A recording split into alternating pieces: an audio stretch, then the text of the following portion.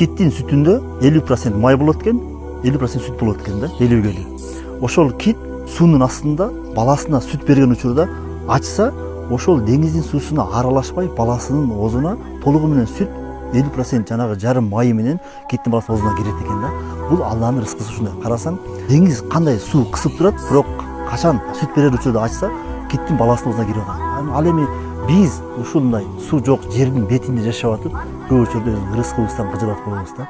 Рызкыбыздан кыжалат болуп кыйналабыз, рызк үчүн урушабыз, рызк үчүн ата бала менен урушуп атат, кыз апасы менен урушуп атат, кайне келин рызкынын айынан биз канчалыкка баратабыз да. Бирок биздин тагдырга жазылган рызкы эч качан башка бирөөгө кетип калбайт. Ал бизге гана келет. Албетте, рызкынын адалдыгында береке болот, бирок сага жазылган рызкы башка эч кимге кетпейт.